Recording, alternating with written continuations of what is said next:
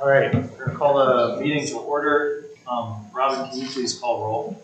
Mr. Powitz? Here. Mr. McNulty? Here. Mr. Bellis? Here. Mr. Pierce? Here. Ms. Harris? Here. Okay, thank you. We have two rezoning applications tonight that we'll be covering. The first one is rezoning application ZON-22-10, which is located on Lewis Center Road. And it is, the applicant is Black Opal Properties, LLC. Robin, do you want to go through the staff report, please? Sure. So this is a continuance from our previous hearing. I will note at the outset that the applicant has changed their rezoning request for the district. Previously, it was multifamily planned residential district. It is the new request is to rezone to single-family planned residential district. I will clarify that that was at the recommendation of staff. It is largely the same proposal with additional details. It does change the divergences, which I will cover in a minute.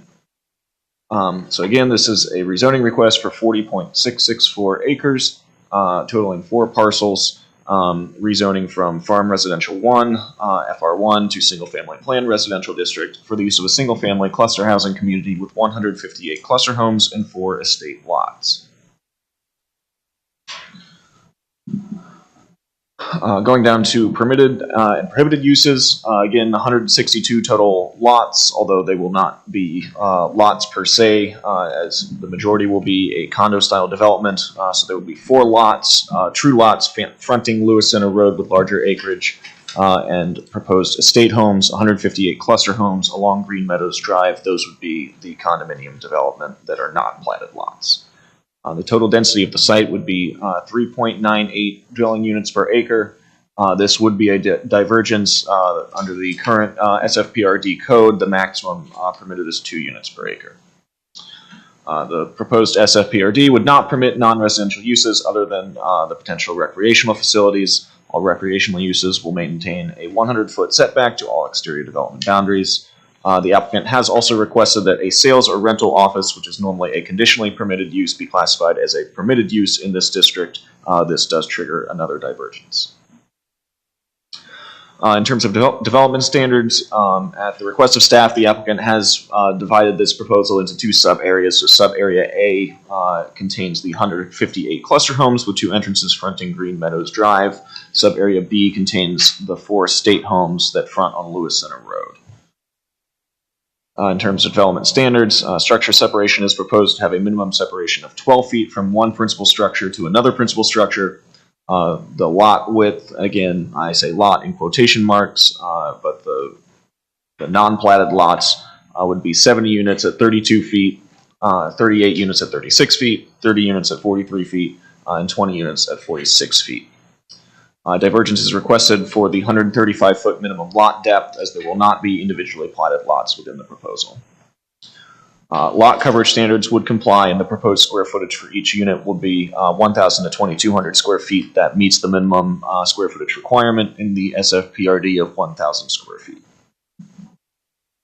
Architectural elements, cementitious siding, smart siding, brick veneer, vinyl, stone, and stone veneer shall be permitted as primary exterior facade materials. Trim materials would include wood, PVC, vinyl, cementitious trim, and aluminum.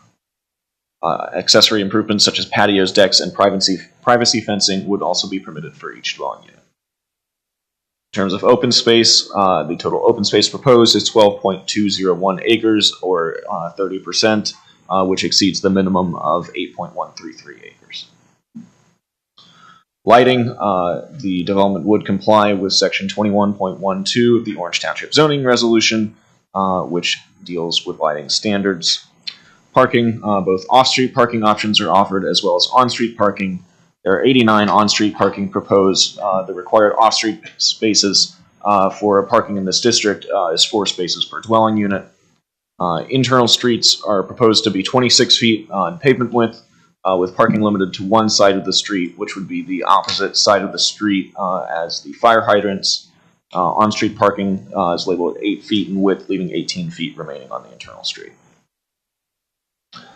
In terms of signage, a divergence is requested to allow monument signs to be placed as a permitted use in this development. That is normally a conditional use in the SFPRD. Again, that is an additional divergence. Access would be primarily off of Green Meadows Drive for the 158 cluster homes. Internal circuitry would be private streets. Access for the homes located on Lewis Center Road has yet to be determined. There are, I believe, 8 total divergences under the SFPRD code from section 2.03 permitted uses. Again, to permit a sales or rental office within a permanent structure. A divergence from section 10.06D for the requirement of a plat. Again, because this is a condominium development, it would not be platted per county subdivision regulations. Divergence from section 10.017A and A1, gross intensity of use. The applicant requests a divergence to increase the maximum gross density from 2 dwelling units per acre to 4 dwelling units per acre. And also for intensity of use on an individual acre, the applicant requests a divergence to increase the maximum units on any single acre from 3 dwelling units per acre to 12 dwelling units per acre. Divergence is requested from section 10.07C through E and G for building setback, lot width, side yard setback, and rear yard requirement. Again, because it's a condominium development which does not provide individually platted lots, these standards would not apply. The applicant proposes that sub-area A be developed in accordance with the typical lot configuration exhibit. Section 10.07F and section 21.09, again, dealing with setbacks and lots because they are not platted. The applicant proposes that sub-area A be developed in accordance with the typical lot configuration exhibit, which provides a minimum building setback of 20 feet from load-directed roads and 4.5 feet from non-load-directed roads or the alleys to the rear of each lot. Porches shall be exempt and may encroach into minimum building setbacks. As I mentioned, a divergence from section 10.07J for monument signs. The applicant requests a divergence to allow monument signs be a permitted use instead of a conditionally permitted use. And section 21.03, structure separation, requesting a divergence to reduce the minimum structure separation, proposing that sub-area A be developed in accordance with the typical lot configuration exhibit, which provides a minimum building separation of 12 feet for principal structures. And I would add that Orange Township zoning staff is generally supportive of the divergences for lot standards and setbacks. Again, just the condominium style development is not necessarily accounted for within the single family plain residential district requirements. Technical agencies, briefly, the fire department has conditionally approved the site layout. Orange Township Operations Department had some comments which the applicant has addressed since the previous hearing, and Delaware County Regional Planning Commission did recommend conditional approval for this application. Thank you, Robin. At this time, we'll open it up to the applicant to go over the changes and maybe discuss what's happened since the last meeting.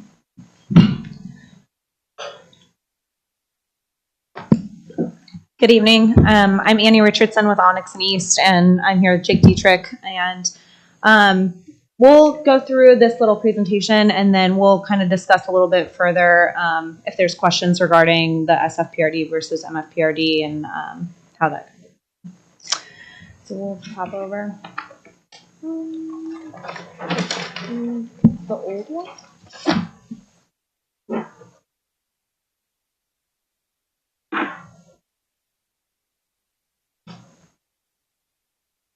One.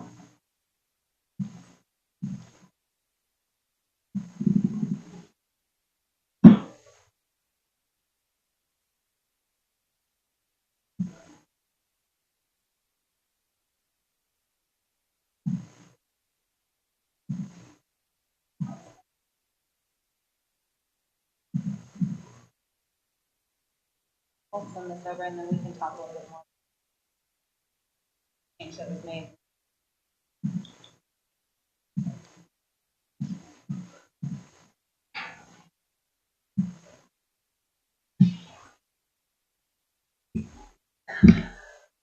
Okay, so that just got sent over to you, Brett, so we'll pull that up. Sorry about that. So since last meeting, obviously we have switched over from MFPRD to SFPRD, and that was that decision was made in conversation with Robin and the zoning staff regarding, you know, how the perception of a single family home development is perceived as according to what is the MFPRD, which is obviously meant for multifamily. So it was requested that we go ahead and take a step back and classify it as a single family residential district, knowing that that increase would as well, that zoning change would increase our number of divergences. So in this final slide that we have, we'll go through kind of the additional divergences that we are asking for as opposed to what we came with last time and how they differ. So we ask that you kind of keep in mind that our condominium development doesn't necessarily fall within a particular zoning district. Being that we are a single family development, obviously we are not multifamily, so the MFPRD doesn't make as much sense, but at the same time, the SFPRD was meant for fee simple lots, so it doesn't really make a whole heck of a lot of sense either. So there's not a good place to fall, but at the advice of staff, this is where we've landed. Did that come through for you? Okay. Sorry about that, everyone. This is what happens when there's a lot of traffic on 23 and I get here a little bit late.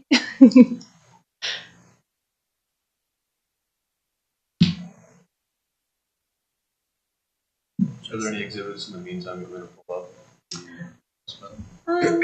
It just sent to you, so it should be arriving Tuesday.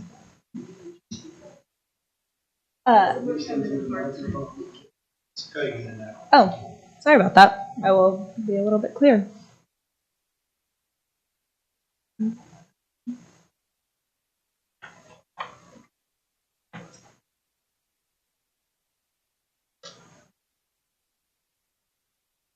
I will say too, in regards to the staff report and the Orange Township Operations Department comments, I know Robin stated that we had addressed the comments regarding the multi-use path and then as well additional amenities within the development. So we did go ahead and talk with the county, and the multi-use path will be included in our fee that we'll pay to the county for the construction of Green Meadows. So that'll be part of the project to extend Green Meadows, is including that multi-use path, and then any additional fee that would be needed to connect into the roundabout, we'll agree to cover and or construct that addition as well if it's not already part of the project.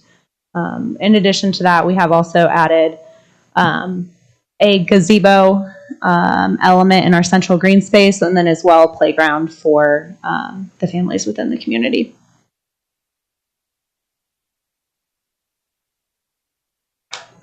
Got it. Sorry, guys.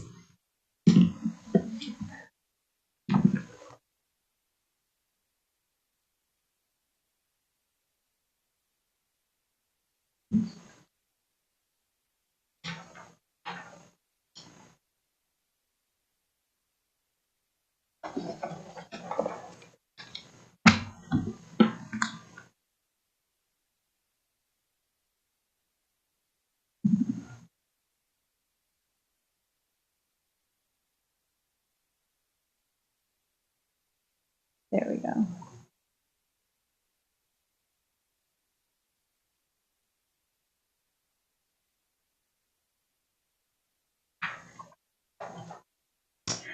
All right, so all the exhibits that you will see up here on the screen are exactly what you have in front of you that were additional exhibits submitted last week and reviewed by staff. As Robin mentioned, we did split the development into two sub areas in order to create two different development standards that would apply to, in sub area A, the cluster housing development, and in sub area B, the estate lots that we're proposing would be larger homes, more in line with what's already existing along Lewis Center. This is the same exhibit you have in front of you, but just with some red circles pointing out a few things that have changed. Obviously, what I just stated regarding the multi-use path in the northeast corner, we'll pay for it and or construct it ourselves. Moving to the south, that's just pointing out the two places and the two entrances along Green Meadows that we'll be proposing signage. That hasn't changed by any means, but just calling your attention to the two locations. In addition, in the middle of the block with rear-loaded homes along Green Meadows Road, or Green Meadows Drive, excuse me, we have also added a path between a couple of the homes in order to connect the green space to the multi-use path.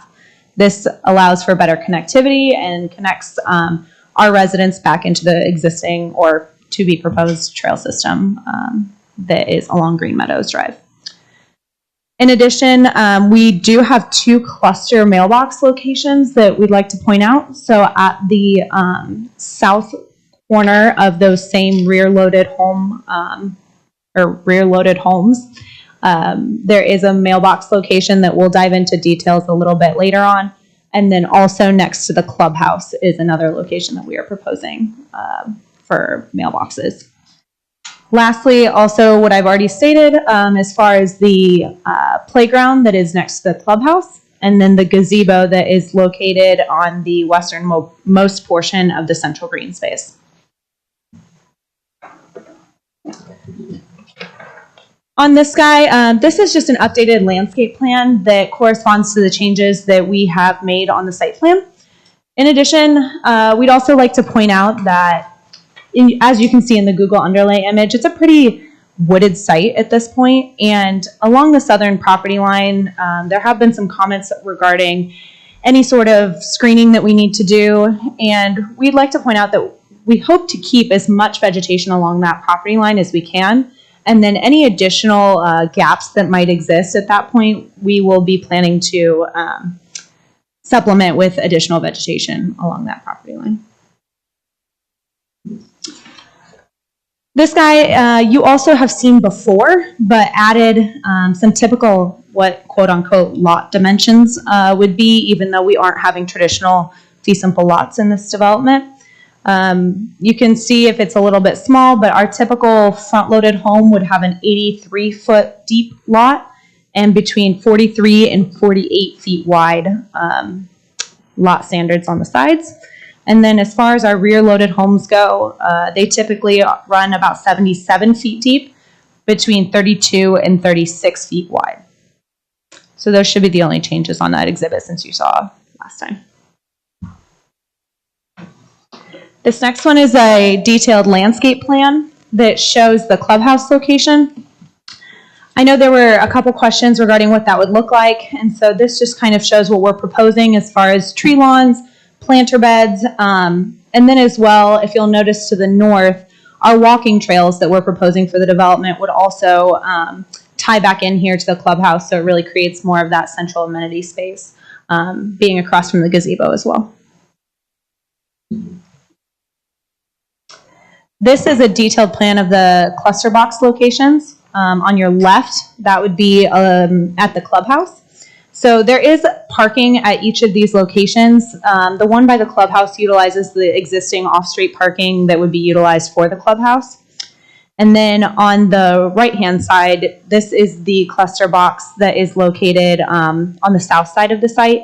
And it has two off-street parking or pull-off locations. And then there's also additional on-street parking surrounding that as well. These are also covered so that it'll be protecting our residents from the elements as they're getting their mail. Just a few detail photos. The cluster mailboxes are in your top left-hand corner. These are just what we would propose and really align with the style that we're going for in the community. On the right, this is an example of a gazebo that we would put in the central green space. Pretty large and spacious is what we were going for in order to be able to host birthday parties or any resident events that might occur in the community. And then in the bottom left-hand corner, this is the fence that we are proposing would go between the multi-use path and the front yards of the homes that front Green Meadows Drive. Just of note as well, it is shown in white because the manufacturer does not have a picture of it in black, but we are proposing that it would be black vinyl fencing. Signage exhibit, as we previously stated, monument signage at the two locations, or the two entrances, excuse me, off of Green Meadows Drive. I know the numbers are a little bit tough to see. Unfortunately, our printer was a little bit blurry. So overall, the height is 5'9", and the overall width is 14'3". So if you have any questions on that, we're happy to answer them or point out what's being called out there. And then this is an example of the architecture that you might see in this development. As you can see, there's quite a bit of diversity as far as architectural elements and details. We will be following what's already laid out in the text as far as high quality materials, predominantly cementitious siding, brick, stone, and any cementitious trim as well.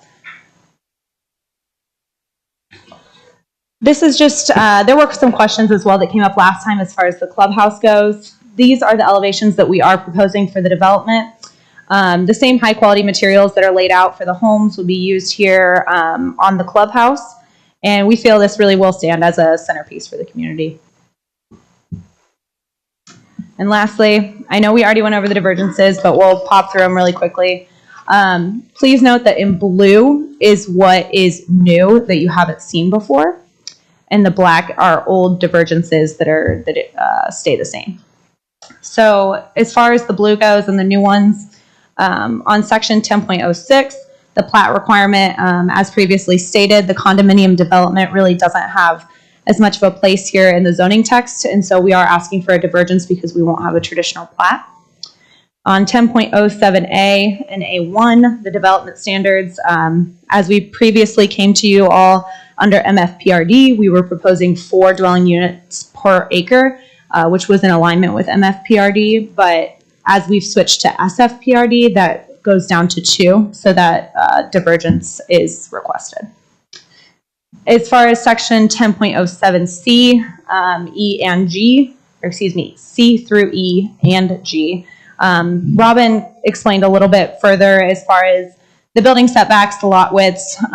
We won't be fee simple lots, so we don't necessarily fall within those particular standards, and we are asking for a divergence to follow the typical lot layout that was previously shown and provided. And then our last two, the building setback regulations, because we are changing to SFPRD, there are some additional requirements and setbacks from any private or public street or public streets, and therefore we will ask for that divergence. On our front-loaded homes, it would be 20 foot, and on our rear-loaded homes, 4.65. And then lastly, a divergence to allow for monument signage that was previously allowed under MFPRD that is not allowed in SFPRD. So I know that was a lot of information and a lot of jargon on the screen, but we're happy to answer any questions, and we'll ask for your support. Thank you. All right, at this time, I'll open it up to the board for comments. I'm sure this has been answered, but again, I'd like it to explain to me why this was changed from the multifamily when it's still essentially condos, right? With the density of multiple. Well, I get that. I understand that part. I just wonder what was the reason for that recommended change. I respect you. Yeah. Yeah, I mean, it's again, it's a complicated issue again, just because this type of development really does not conform to any of the currently existing zoning districts that we have.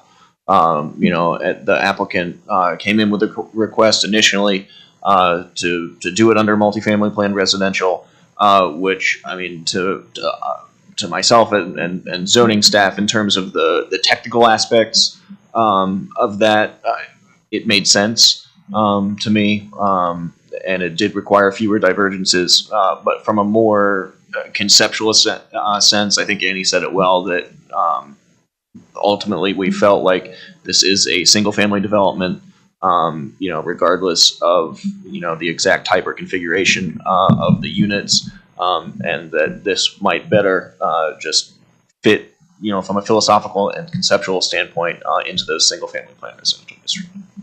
Sure, this has been covered as well. Are these roads private? Okay, Yeah, all private roads. so homeowner association's gonna take. Yep. Yep. And also gonna take care of the landscaping, the properties. Yep. Okay, so somebody's gonna own their condo, but paying the fees, so everything else is taken care of. Yep. Or in this case, we are proposing this is a build for rent community, so they would be renting the condo. But you know, there are stipulations here that at some point it could potentially be a for sale condominium, but still with the backstops of the condo association.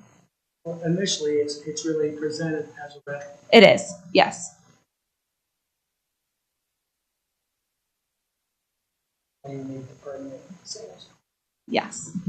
Yes.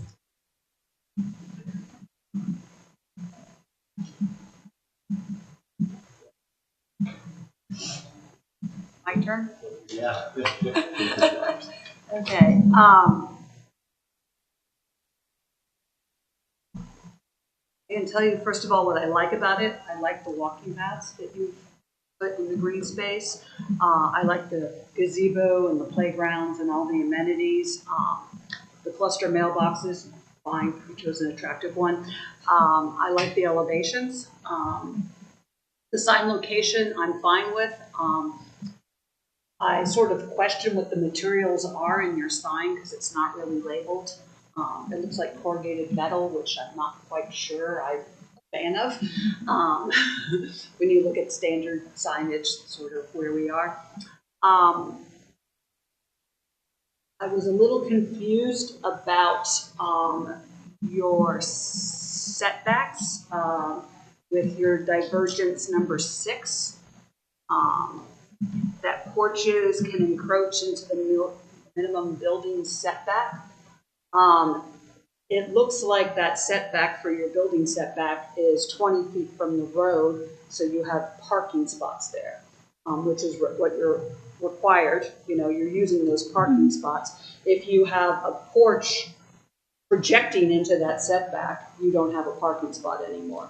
So you need to sort of clarify that the porch can go in the setback as long as it's not within a parking spot or a perceived, or, you know, whatever term you want to use.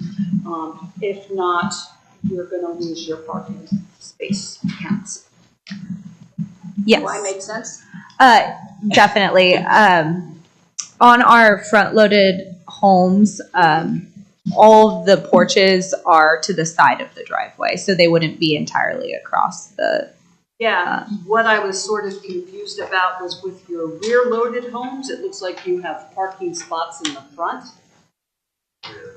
They're in the rear? They're all in the rear. Yep. So how does that work if your rear setback's only 4.5, 5 feet? So on that one, that setback requirement was shown before we had known if we were going to provide 2 parking spaces in the rear of the units. We are showing 20-foot driveways right now, though we do have enough parking in any sense that we wouldn't necessarily need those in the long run. Okay. All right. So that's what I was a little confused about. But yeah, as long as you have room for parking. Yep. Because there's not a lot on the street, and the streets are quite narrow. But I think my biggest concern is the change from multifamily to single-family zoning.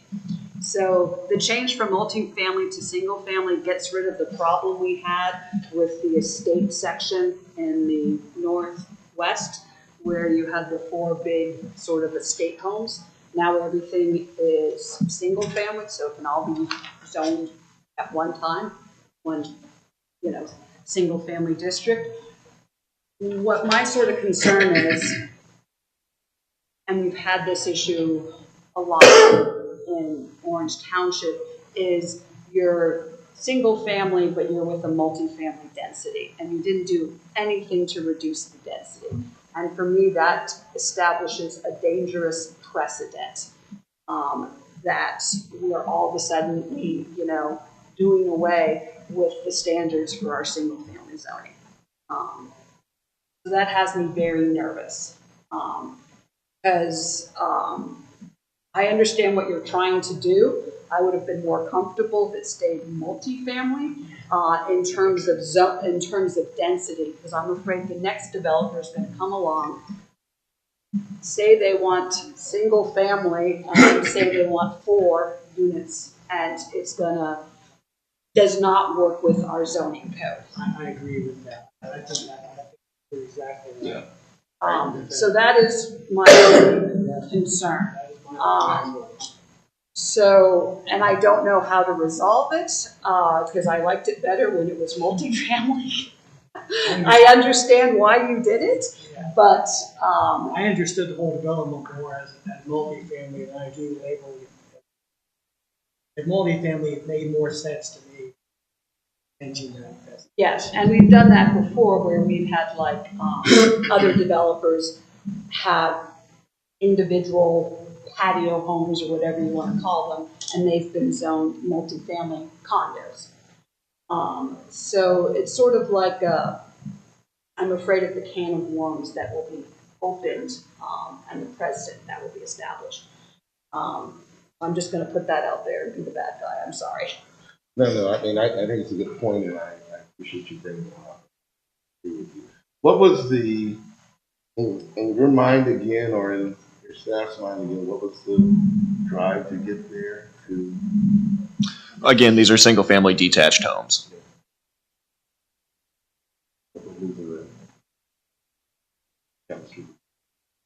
Now, maybe when we rewrite the zoning code one day, we can fix this, please. We're working on it. I think, but the way it stands right now, it just makes me very nervous and uncomfortable. Because we've okayed the diversions above 2, not quite all the way up to. Exactly. 4 is a big step. That's twice as much or twice as many units. And again, that basically means we've just sort of thrown out our single family zoning. I don't know how people at the other end of the table feel. Well, I mean, I'll say this, you know, obviously it's been stated already that our code doesn't necessarily have anything that this would fall under and would be a good fit for. So there's pros and cons to doing both the multifamily route or the single family route. And I do agree with a lot with what Christine's saying, but the difference is that, so the density before was 3.98 and it was under the 4. That was debatable based on our conversation last time because that was including those 4 8, 9 acre total acres, whatever it is, lots. So in reality, that may have been 6, whatever it came out to, I don't know. Yeah. So we would have been over either way. Now, about doubling what it is under single family with the understanding that, you know, these are condominiums essentially. I can see going both routes because either way I think we would have been over. I think for me though, it's you know, the amount of units per acre, multifamily allows 8, and I think you guys are at 12, and now we're 3, and is a partner we're at 12. Like that's a much more significant jump, but that's again going off of these are the pros and cons of going in either way. You have to pick one, and whatever best fits, you know, our zoning code currently, because we don't have something that would necessarily define what you guys are trying to do here. Yeah, we will eventually. So, I mean, I hear what you're saying, and I do agree with it in a lot of aspects, but I think that the argument, at least in my opinion, our argument would be to a true single family development coming and trying to double the density would simply be the uniqueness of this development because it is, you know, a condominium essentially for rent. Until you get the next group and say that they're. Yeah. That's the.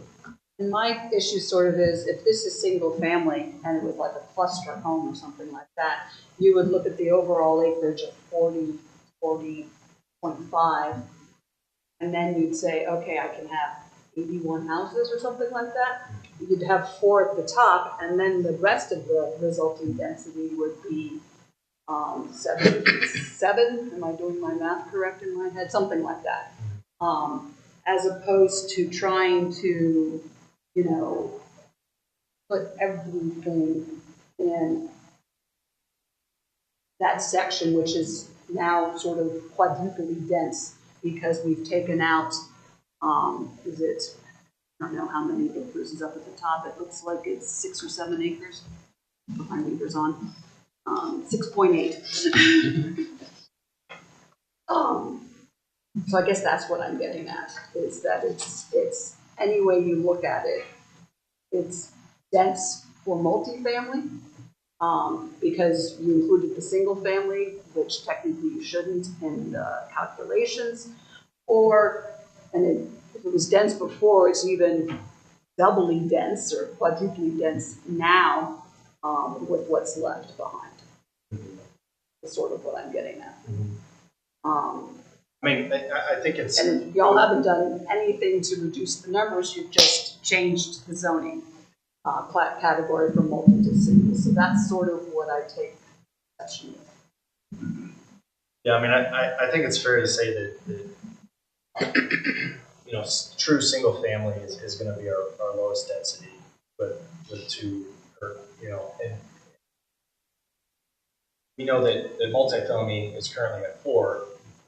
We don't know what our new zoning code is going to state. I mean, that's yet to be determined. We're going to figure it out. We know it's going to be above 2. It may not be as high as 4 matching multifamily. Yeah, maybe But it may be closer to 3. Who knows? So, yeah. but just going off of that gauge, you know, this isn't too far off of probably where that code will be. You know, at 3.98, it may be 3, it may be 4. I mean, it's going to be so. It's not going to be more in multifamily. So that's why I'm trying to look at it from the lens of you know, obviously what this development is trying to achieve. If you look at the whole thing of 40.5 acres and you're looking at 3 units per acre, that's what, 120 and loose change. And right now you all have how many? 162 total. Thank you. So it's still too dense. Do you have an ETA? If I had to guess, I would say sometime in the summer of 2023, but that I would not put a lot of stock in that guess. The reason I ask is this is the future, and we're going, like, if we're raising the number of units to be that high, you know, I think we're not setting a bad precedent. But that's just my. If it's already coming. It's coming, and that's what we're agreeing to. But I'm one of those people, I like, if you're going to establish a standard, it needs to be a standard.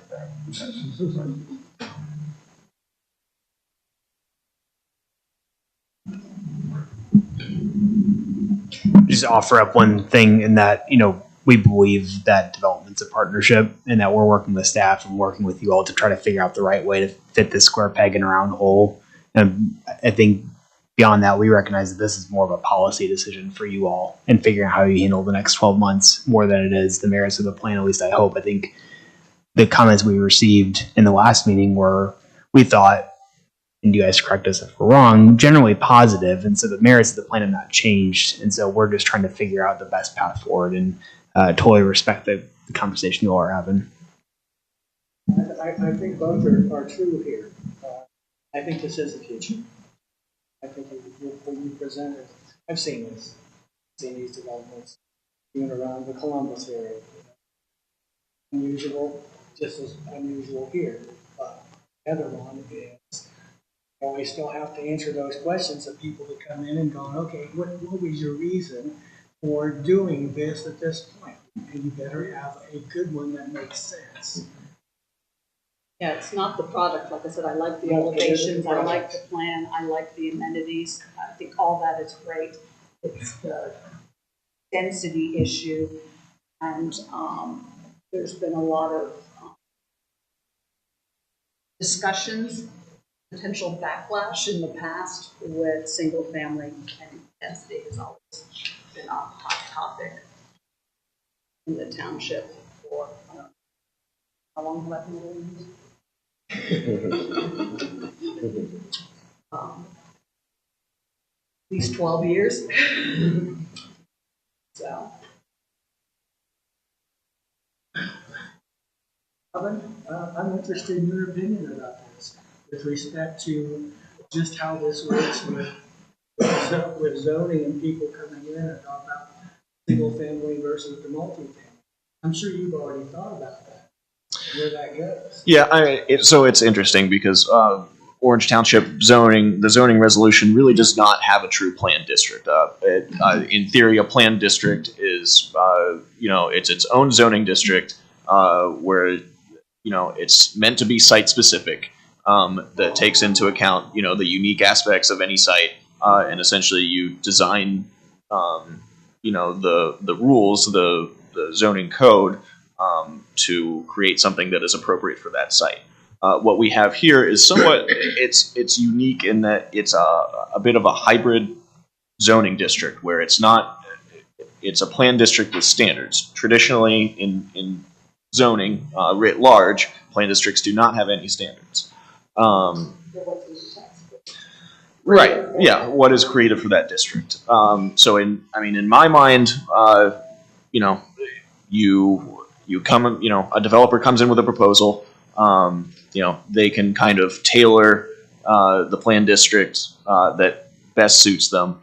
And I don't know what the right answer is to go, for this development, for single family or for multifamily. Again, there are pros and cons to both. It was my suggestion that they move to single family, again, because of the philosophical nature of having detached single family units in a development, whether those development standards, can be, waived, for the divergences that they're requesting. I mean, ultimately, that is a decision for this commission to recommend approval or denial. And, the applicant has agency in this as well.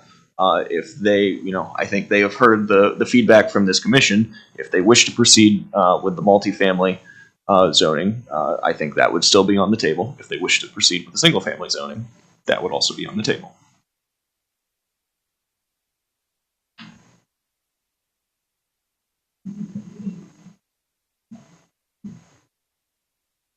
So, is there a preference? I was like, Christine, you said you like to spend your other multifamily. Is that kind of a consensus here? Or now that we've had a discussion about it? I think that's kind of, I feel personally, as a multi-family, single family, just raises too many issues for the future for that.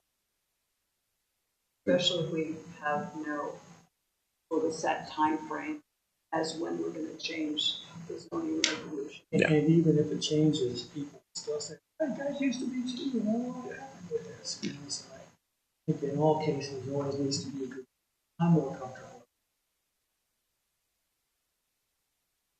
Yeah, likewise, the change of the standard may be coming in the future until it gets here. And, I don't think we're too far off with even through multifamily. For the rest, that's the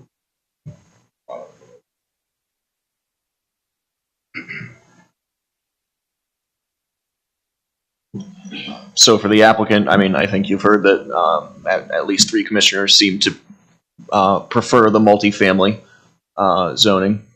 So the question I have is I prefer the multifamily, definitely for sort of the cluster development. How do we, since it is a planned unit development or whatever you want to call it, township term it is, can we still do the single family and the multifamily both in the same? Yes, it just requires a divergence. Again, it requires a divergence either way. If it's in single family, it requires other divergences. If it goes to the multifamily planned residential district, it requires a divergence, which is would require a divergence for those 4 estate lots. Well, it would require a divergence really for all the single family homes in the multifamily district because they are detached single family units. Yes. Yeah. Yeah, Which we have done before. So I'm not too worried about that. And we would propose that it's all one unified planned residential development. It's a 48.6 acre with 2 sub areas. Just that we have different standards for the 2 different sub areas and have different divergences for the 2. So I think this is the first time in my career that I've had to switch a zoning classification at a zoning meeting. So I don't know how that necessarily works here. So I guess there's a procedural question that I would have on kind of how the process moves. Is there a vote that can a vote occur this evening? Well, recognizing that, you guys are on a time frame. I mean, my recommendation would be to continue to December 6th, which is the next hearing, and have the multifamily text presented to the commission at that time, and vote at that time. Just because we are in a time frame, I'm wondering if the commissioner or anybody has if there's any possible way that we could do a vote tonight, knowing that, again, the plan's not changing. We've already presented the text once. We've thanks to Eric, drafted the plan and basically an over the night to single family. Is there a way that we can proceed with a vote this evening? I mean, there is a motion that the commission has to recommend approval with modifications. I'm unsure as to the exact legal points of that. A modification is fine if it's like changing the dimension or something like that, but a modification when it changes the whole zoning classification, I think makes me a little nervous. Yeah, I agree. We don't have legal representation here tonight. So that would make me nervous to do a modification like that. With respect to the 2 sub-areas, can't those be treated differently, separately? Yes. Because they are completely separate in what they intend to do with that. I think, and again, this is the spirit of how we've crafted this plan and the overall unit count that we have, is that when you apply 4 units an acre times 40.664, you get to the 162. Now we are dividing that because of natural elements of the site, and so and still stay within that 40 acre. If we subdivide this and say the whatever it is, 7 acres or so is FR1 or whatever that is, or SFPRD or whatever that is, obviously that creates a heightened divergence on sub area A, which we would be reticent to change that, just because optically it looks even worse when we go to the next level to the trustees as well. So, and we get that this is funky and part of my language, it sucks, but I think that needlessly makes it complicated. And what needless? Not being able to treat those as 2 separate developments, because they really are. And I hear what you're saying. Still has to be one under one agreement, and it really doesn't work very well all lumping those together. But again, I'm not a zoning director. Right. Is that possible, Robin, or is it just not possible to separate sub-area B from sub-area A? Well, I mean, theoretically, yes, it is possible, but I believe their request is to consider it as one development. You still want to consider it as one development? Correct. Again, as I think about a PUD, and I know that you all have narrowly tailored your PRD standards to this, not really a PUD. We've drafted text that supports the plan that's in place as a unified planned residential development. No different than Evans Farm has different densities on different lots, right? This is the same thing. It's just on a 40-acre piece of property instead of a 4,000-acre piece of property. Robin, I don't even know this, but do you know if the trustees would have a preference or which way they would go on if they would rather prefer this to be single family or multi-family. I haven't gone through this application in detail with them. They have expressed some concerns about it coming through as a multifamily planned residential district. So based on that, and I'm only just trying to think this through. So if the trustees ultimately want this to come through as single family, we put it back on multifamily, that could kick it right back to us. You know, and I agree with you. I would rather trustees are given something that they can approve, you know, not based on some zoning, you know, some designated residential. I agree. I'm curious whether the trustees know that they would be approving. Right. Yeah. So. At 4. Yeah. Maybe once that was known to them, they may not be so favorable. And the other aspect of this, I mean, this is a recommending body. You are all esteemed professionals with a lot of knowledge and experience. You know, I want your recommendation to stand as your recommendation and not necessarily be influenced by what the trustees may or may not think. Yeah, I certainly appreciate that. You know, if we prove it's multifamily and it gets there and that's not what they are palatable for, let them explain and give insight and reason, and then try this story again. Well, and my comment is only because what we don't want to happen here is to delay this even further, because our code is dictating what's happening right now. We don't have anything that pertains to this. So if we're going to make an applicant bounce around through this process because we don't and we can't get on the same page, then I feel like that's not going to be fair to them, and it's going to create some issues. Yeah, we don't. I don't want to. And that's the only reason the nature of that question was is that if there was a preference, if you knew of one, then maybe we can just try to open the conversation to say, is it something we're willing to entertain, and only not letting them influence us, but just know that this is a gray area. We need to figure out which route to go. Yeah, but I also think that presentation, the explanation can be given. This doesn't fit in this side or that side, but because of, yes, the future is going to be changing, but as of right now, this is where it should go, and on the multifamily side, and hopefully, the trustees will,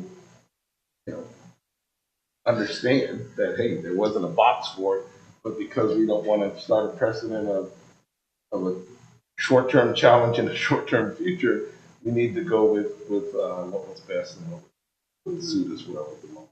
So, I'm not sure when if that ever presented to them, we just presented, single family versus multi-family, we better have single family. Yeah. But not knowing that particular detail, be approving it. Because there is at least one member of those trustees who's been through this process.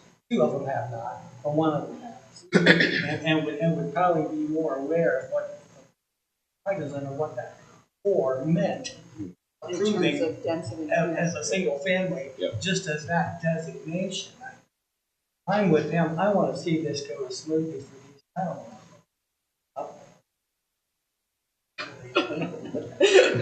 So it's best guess right now as to what the right direction is. Yeah, I mean, if you were to drive past this neighborhood not knowing anything about it, to me, it has the feel of a single family development more than multi-family. Standalone homes. Yes. But operationally, it's multi-family. I mean, and I've designed products like this where you have,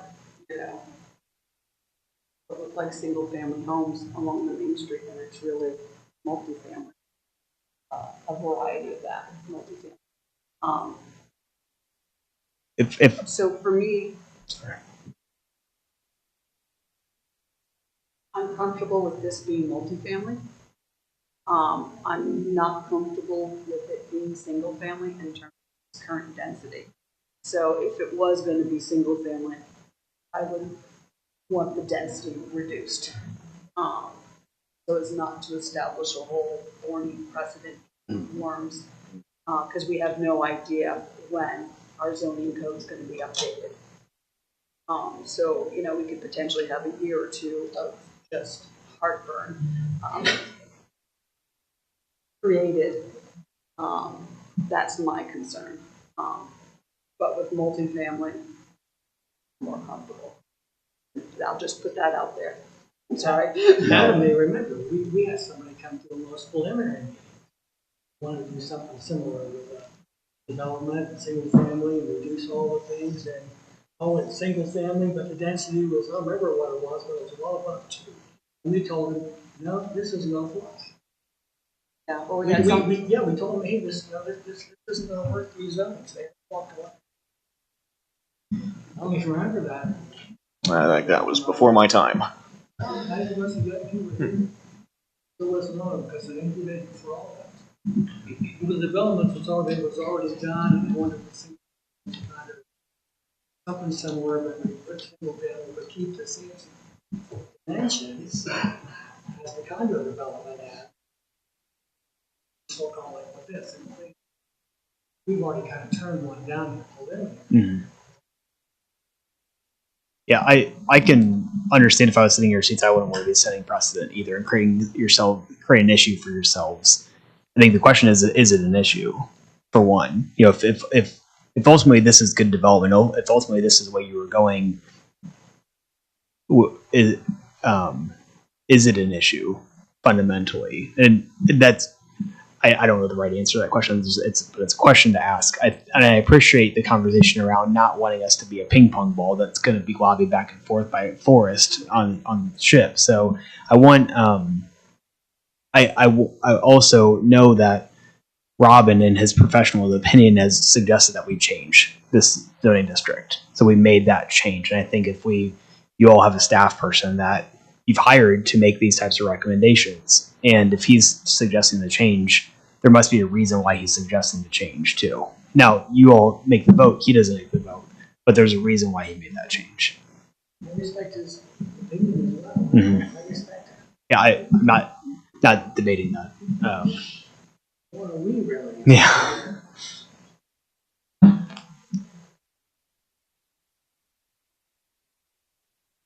Well, all right.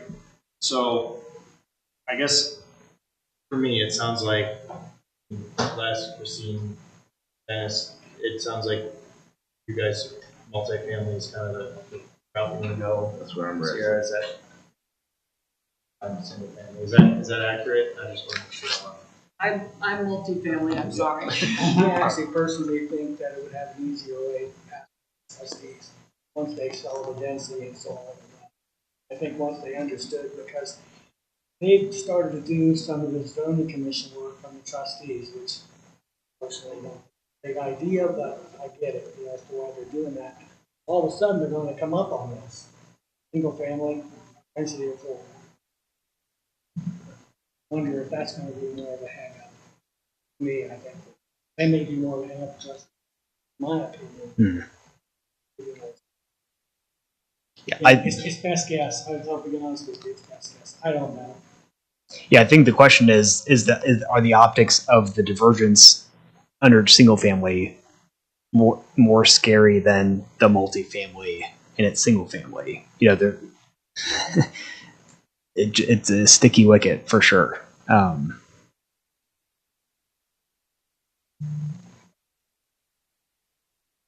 Well, it sounds like to me, and you guys correct me if I'm wrong, that this would need to go back through this multifamily. I personally think it has a better chance. Personally. If I may, so we're talking about kind of the potential of to me the as you all suggested, from a smoothest path forward. The potential smoothest path forward is that you all would approve this if it's your choice of single family tonight. If that's ultimately what the trustees want, then they'll approve it at their next meeting.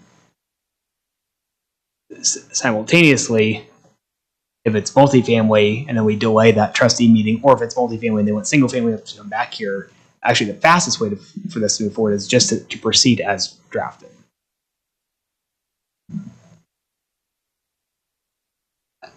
That's the last thing that I wanted to just say, and I think we're ready for your decision as a group. The family attention is too much of a problem. Same with me. Yeah. I'll just put that out there. So again, I think to recap, the applicant has heard the commissioner's opinions. I do not believe that I would be comfortable moving forward with just changing the district on the fly. So I believe at this point the applicant can request that the commission proceed with a vote, or that we continue to the December 6th hearing. Will you give us a moment to confer? Thanks.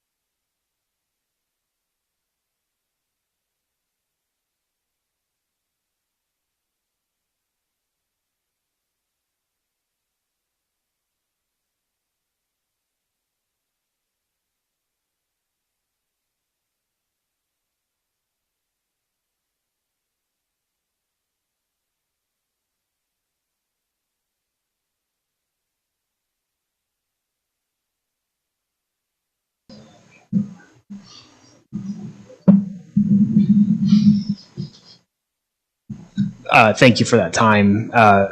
It's our decision that we want to move forward with the vote tonight. And that's because we feel like it presents the path that we feel the trustees will be most receptive to. The plan itself will not change. The merits of the plan don't change. Yes, the divergence goes from X to Y or whatever it is, but the plan does not change. Staff has suggested single family. For those reasons, we would request your vote this evening.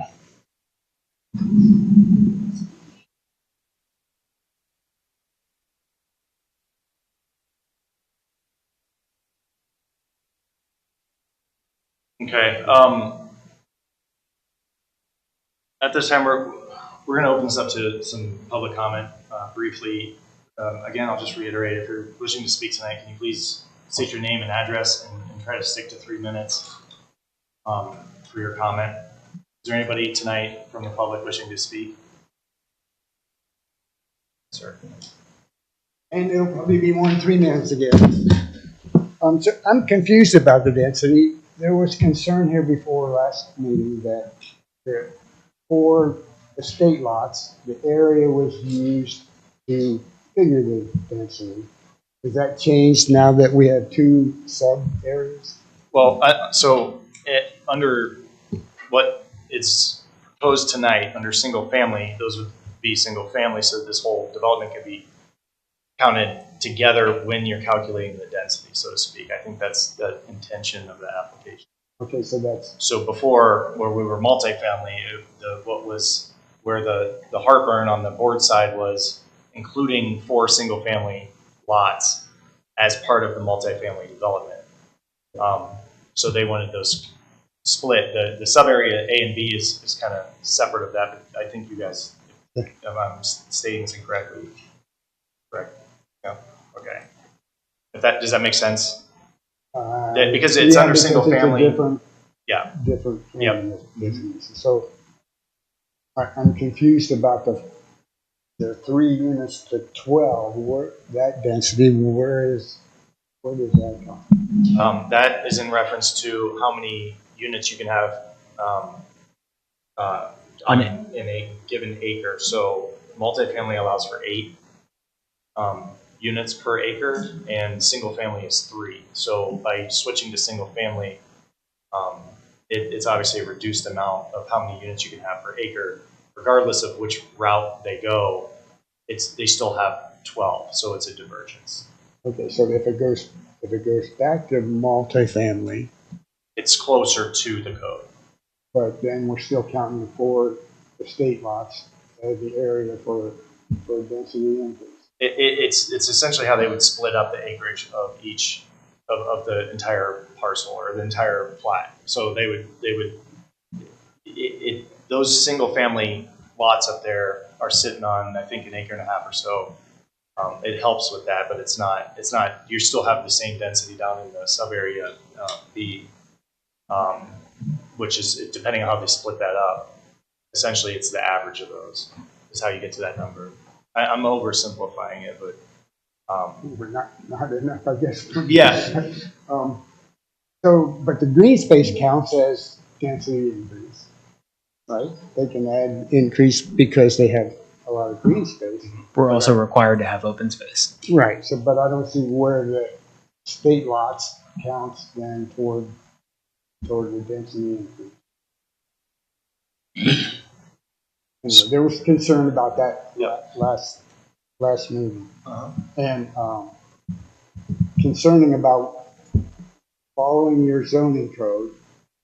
In close proximity to this project, there is another similar situation.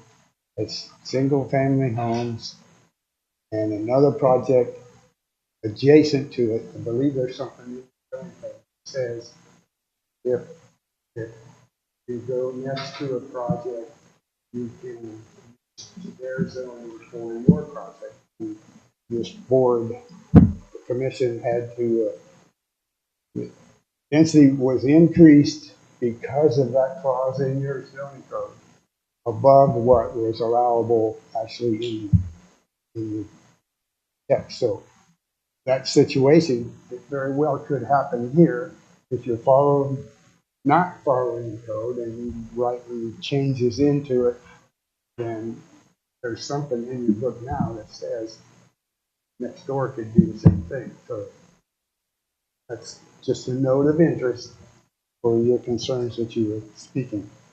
So, again, we had discussion about the sewer for the 4 lots in front.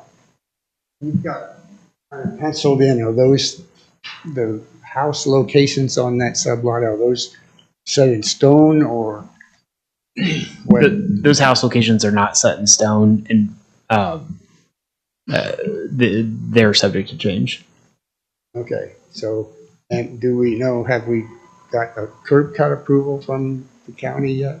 Not yet. Have we made application for curb cut or anything for those 4 lots? We don't have a curb cut approved for any curb cut that we're proposing on the development. That's part of the process of final engineering that we have to work through with the county. And so sewer options for those 4 lots in the front are?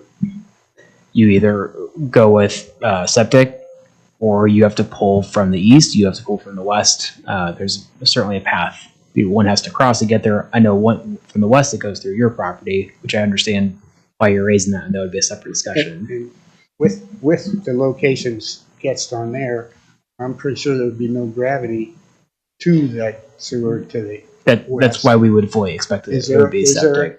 Where is grinder the pumps. sewer? Probably the kind of project on the corner that there's probably sewer there, but I don't know if they plan to head from there to go west. I'm not sure. Okay. Okay, I don't know that either, so.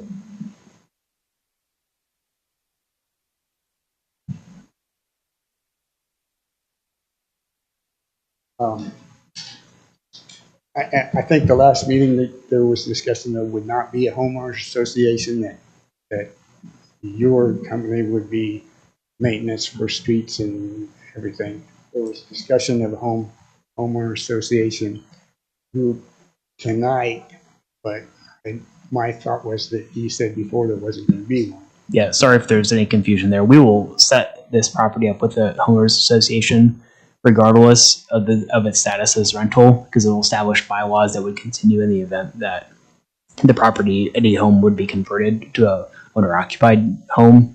So in those, again, when we establish condominium lots, those HOA documents would be approved at that point. And that would include the 4 estate lots in the front and?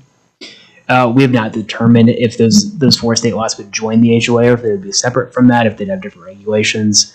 But we know for certain that the 158 cluster homes would be within the same HOA. Okay. Okay.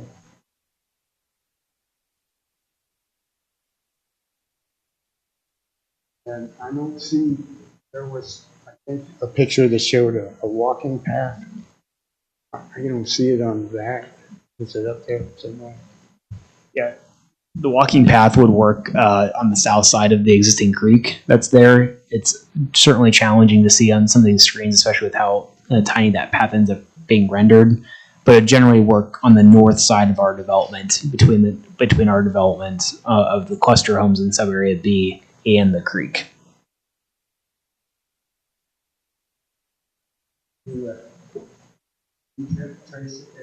So you see where that number 9 is pointing to there, and then above the detection basin. So there's a path there, and the other path that was referenced is the connection that there is along Green Meadows connecting up to the roundabout, which they're offering to put in. Is that a paved path? We've not finalized the material of it. Okay, so it basically comes out behind the event center and goes back up. Okay, I just wondered where it went.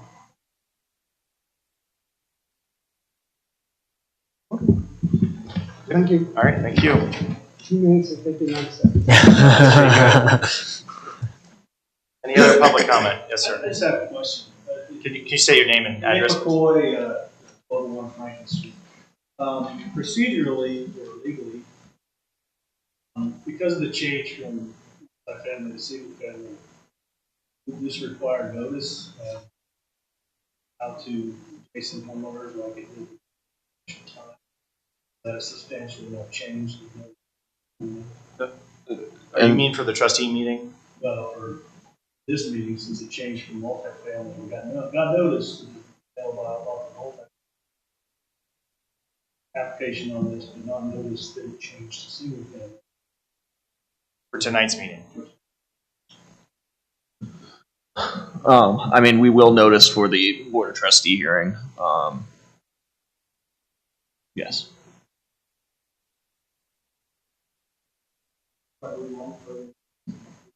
No, it was, yeah, we will.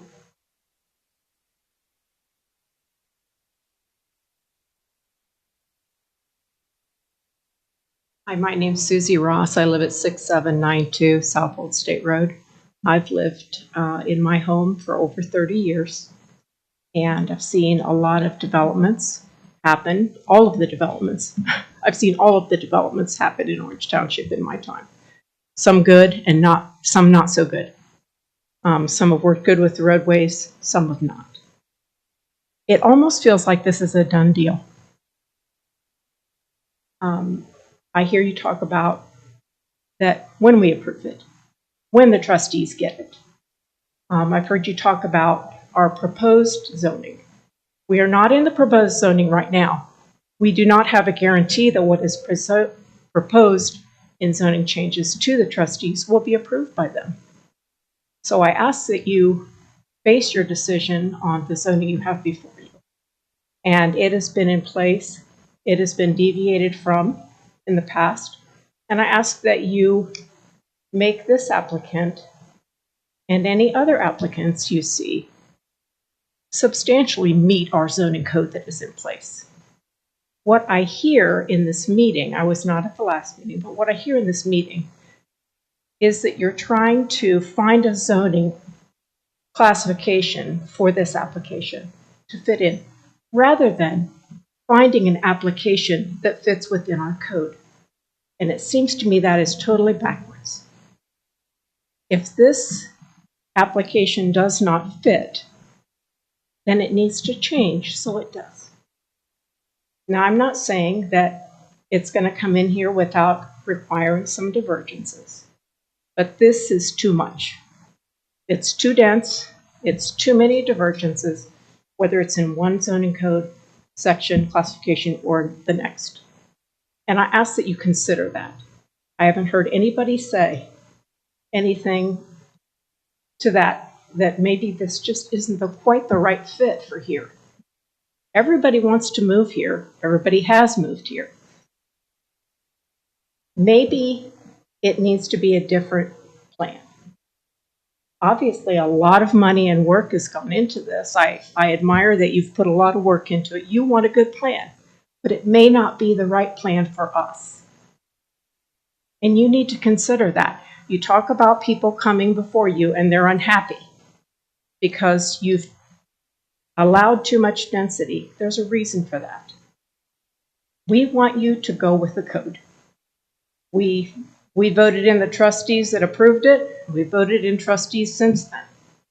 And we would like you to abide by the code that you have before you, or at least be close to it substantially. And I appreciate some of the comments you've made. You're trying to do the right thing. Sometimes the answer is not yes. The answer can be yes, it can be no, or it can be wait. And I'm saying that at this time, this answer needs to be no. Thank you. Susie. Is there any other public comment tonight before we close? Take a vote. All right. So we will close public comment and take a vote. Unless, is there anything else additional? I have nothing further.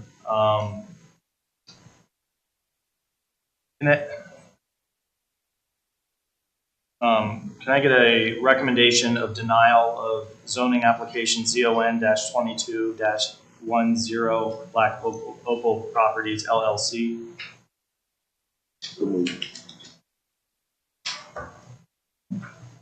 Second.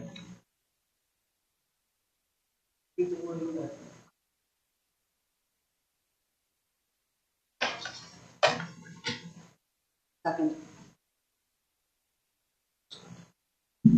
Ms. Harris? No. Ms. Trevellis? And this is where I get confused. Motion. For denial? Motion is on the table to recommend denial. No. Thank you. Yes. Mr. Pierce? Yeah. Mr. McNulty? No, because I respect a lot. I understand what you're trying. Mr. Pahowitz? Yes.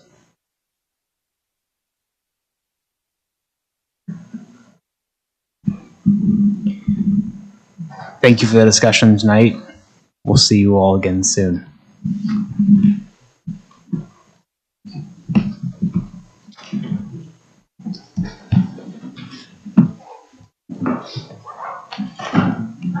All right, now on to new business. Next up that we have to discuss tonight is rezoning application ZON-22-11. This is located at the site of 7910 North Central Drive, Lewis Center, Ohio. The zoning is planned industrial district. And the record show that I am recusing myself. Oh, I'm sorry, yes. Is that the fair way to do it? That is sufficient. Thank you.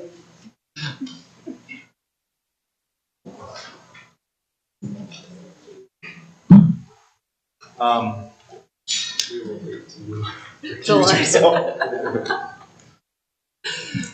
hurriedly pack up my stuff. I'll put my jacket on outside.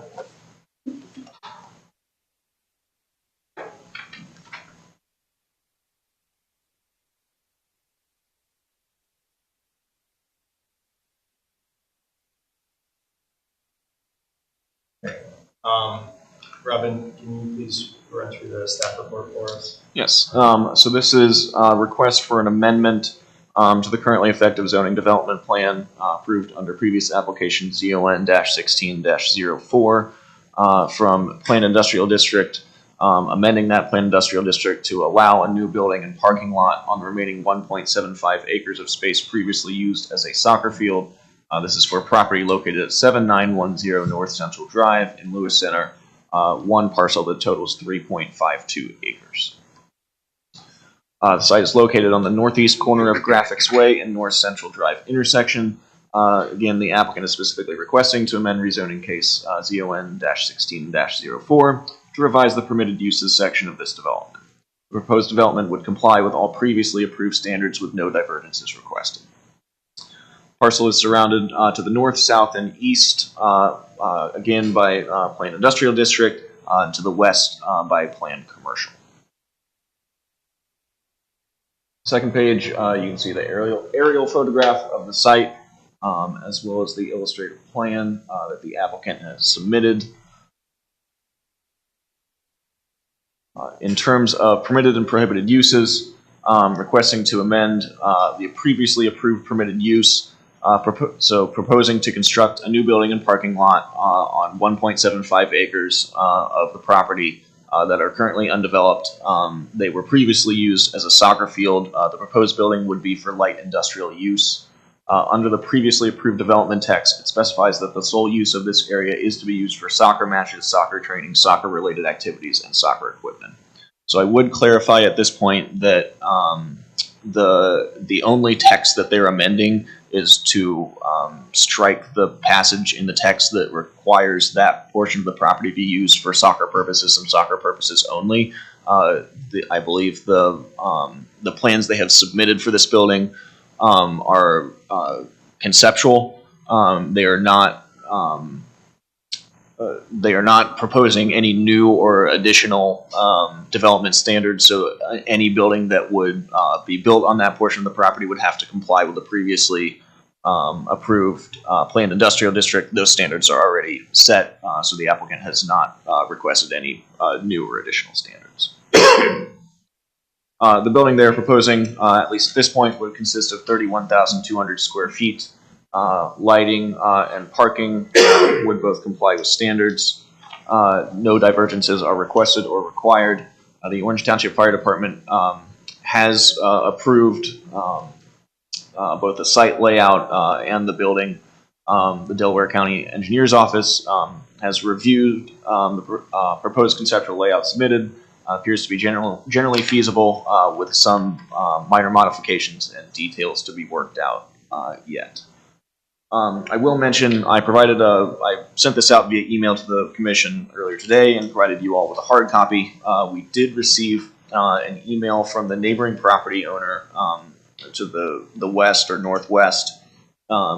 They did have some questions and concerns about the plan as shown, specifically that the plan as shown appears to show access to their property and parking lot without their knowledge or their being informed of that, and also pointing out that on some of the other elevations that the applicant provided, there is another garage door with no apparent drive connected to it, at least on this plan. So we would just request further clarification from the applicant. That concludes the staff report. I have nothing further at this time. Okay, thank you, Robin. Does the applicant wish to go over kind of what they're proposing and Yeah, good evening and thank you for your time. My name is Luke Gallant. I'm a project manager at EVE Energy North America. This is my colleague Ted Hoying. He's one of our vice presidents. So EVE is a Chinese lithium battery company. It's now one of the 10 largest lithium battery companies in the world. And we've had an office in Columbus, Ohio for about 9 years now, 8 or 9 years in Powell, just about 15 minutes down the road. But our business and operation has expanded and grown over the last few years. So we recently purchased this property at 7910 North Central Drive. We purchased it a few months ago. And yeah, the previous tenant was, I guess the owner lived in Florida, but there was several people renting from them. They were all exercise or fitness related. There was a lot of equipment indoors, and then outdoor, there was a soccer club team that practiced and trained there. But they've all since moved out already a couple months ago. They found a new location. So we've been renovating the existing 12,000 square foot warehouse. We should be finished by the end of this month, and then our staff will move into that building. We have 12 people currently working there. We expect that to grow to about 20 in the next couple years. And this new building that we're proposing, this is a warehouse for our space. We will be storing some batteries that ship from China, and we have some customers within the US who, due to some recent legislation, the Inflation Reduction Act, there's certain benefits to if you purchase from someone located in the United States. So for some customers, we ship them to the US first, and then we resell them, and then it's more favorable for on taxes. So yeah, that's the plan. You know, we won't be like manufacturing any batteries or anything like that, just storing them and reshipping them. So Robin did mention earlier today when I came by the office about the complaint from the neighbor. So yeah, this was just an initial design that we proposed just for the purpose of rezoning this property. So we've been meeting with a few local design and build contractors, and we're planning on redoing this as soon as possible. Essentially, we just didn't want to pay like $10,000, $20,000 to do a full site plan analysis on the chance that you guys didn't approve this. So we did just preliminary drawings, and we will certainly fix whatever with the neighbor issue. We don't want to cause any problems. We're very flexible on that. You can see there's a drainage pond as well. We did not originally have that, and that was recommended by the Delaware County Engineers Office. So we added it. One of the design and build contractors we met with recently recommended not doing that and just having all the drainage underground. And he said then we could actually maximize the parking lot space, and we would also fix the issue he mentioned about like the loading dock and that driveway. So that's the plan, is to rework the parking lot as is. You know, we made it large enough So the fire trucks can do a turn radius. We had those dimensions provided by them. So it was up to the fire department standards. But I think logistically, the way the parking lot is designed is just not that efficient. Like all the spots are on the interior. So we'd probably redo it with the spots on the exterior just to maximize parking spaces anyways. So yeah, this is just a very initial plan. We're open to any and all suggestions and feedback. We will continue working with Delaware County Building Safety Department and Engineering Department, and as well as Orange Township, and, on any requests or changes that you guys may have. But at this point, we're just requesting rezoning of the property to be allowed to do this, right? Because right now it's limited only to soccer use. It seems like it would have already been approved for fire and water and such because it was already in existing property. Yeah. Are you going to rebuild this at some future, or is this large enough for you for a period of time? We expect that this will be sufficient for what we need for the future. Okay. If we do need to expand further beyond this, we would just purchase another property. We wouldn't be looking to expand.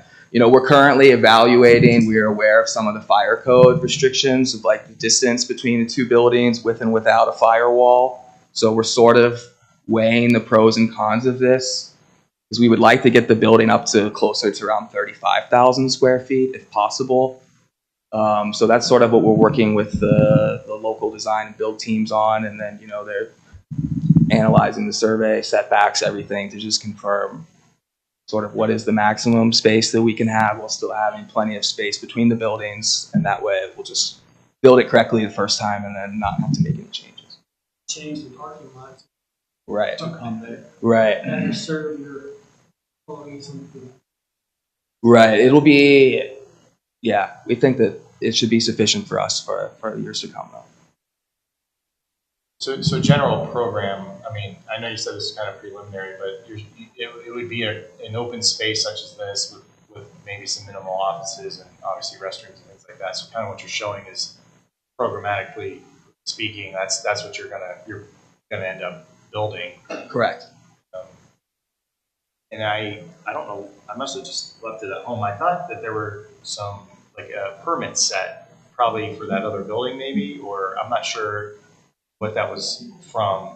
It was in the application. It should have like a rendering or in it. I think that was for this, wasn't it, Robin? Or I don't remember which permit permit said. sorry. It looked like there were right there. Oh, this one. Yeah. Yeah, this was a it was the same drawing that was proposed by the same architect. This was just a prototype of the outside that they proposed. And so it'd be similar to this design. Exactly. I mean, it Right. fits the spirit of the area, Right. obviously. So Right. As you mentioned, like the closest corner where that feature is, that's where like there might be some offices on the second floor. We do plan to have like a small R&D team here as well. So it could be up to 10 employees at the offices, and then you know, maybe 20 to 30 warehouse workers at a time.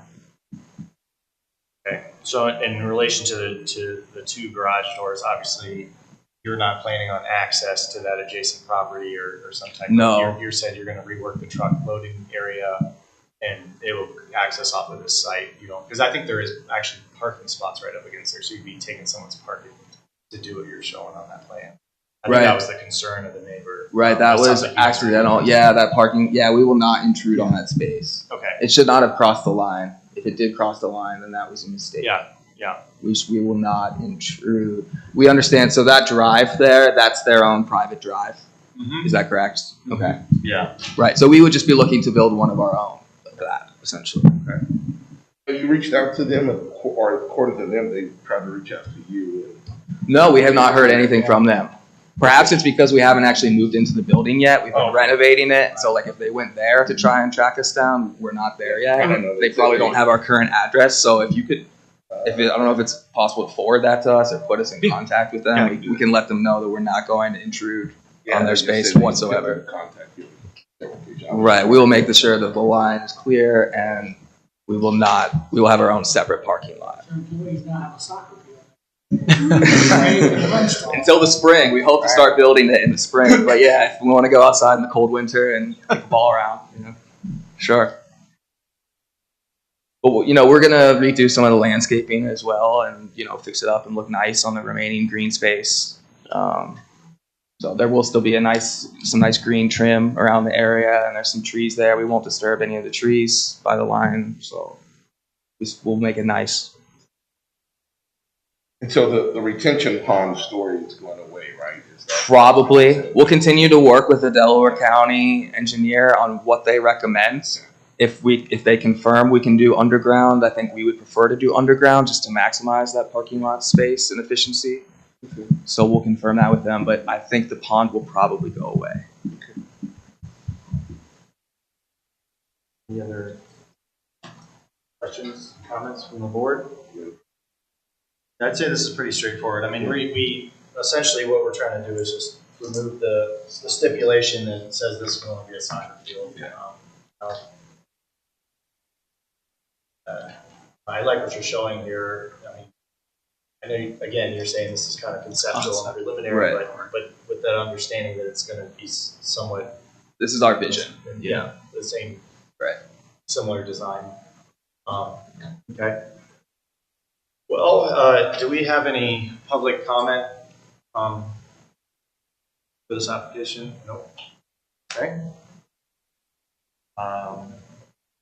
Guess we could vote then. I don't know.